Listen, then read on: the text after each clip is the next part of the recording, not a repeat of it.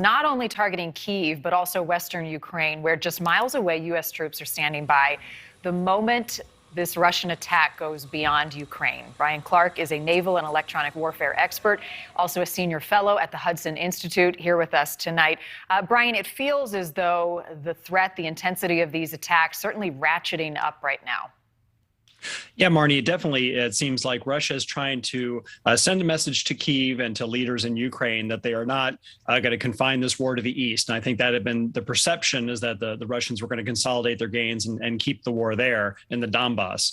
These cruise missile attacks in Kyiv and Lviv and some of the locations in the west that are being used to transport support material into Ukraine indicate Russia is going to try to degrade the ability of the West to continue to support Ukraine in this war, as well as damage Ukraine's ability to reconstitute afterward. And eerily close to that Polish border. The president today, Bryan, talked about the need to continue to help Ukraine and this $33 billion package. Let's take a listen.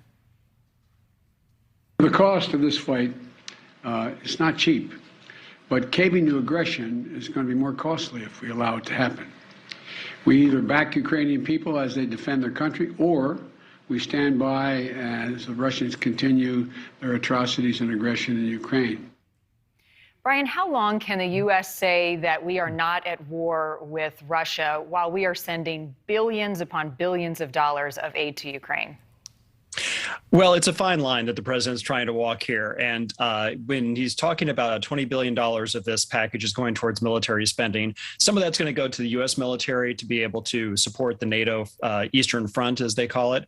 Some of it's going to go to aid that goes directly to Ukraine. But the fine line is, at a certain point, we're sending over equipment that is frontline U.S. assets being used by Ukrainian operators against Russian forces. It's a pretty fine distinction between, actually fighting and supporting Ukraine. And I think we've reached the point where we're starting to, it's starting to get a little bit blurred. And I think within the next few weeks, we're going to see the level of support that the West provides is going to tip over to what is actually a direct support to the war in Ukraine.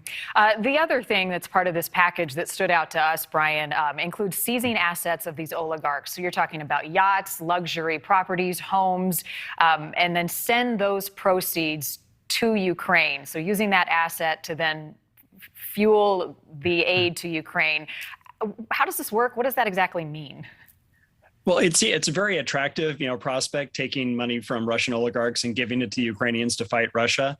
How it would work is that currently the U.S. has seized assets and frozen assets that are owned by Russian oligarchs as part of an effort to, sanction them. But to actually seize and liquidate these assets is a tricky legal procedure. Normally, you require due process to do that. If the government was going to seize your assets and then sell them off and take the money and use it elsewhere, you'd have to go through some legal proceeding. You'd have to be convicted of crimes, for example.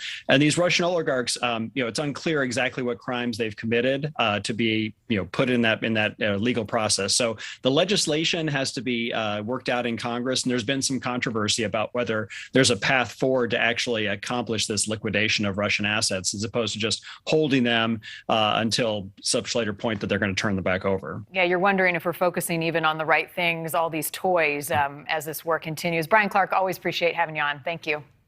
Thanks, Marnie. Thanks for watching. Click the red subscribe button below so you can get more of NewsNation's fact-driven, unbiased coverage.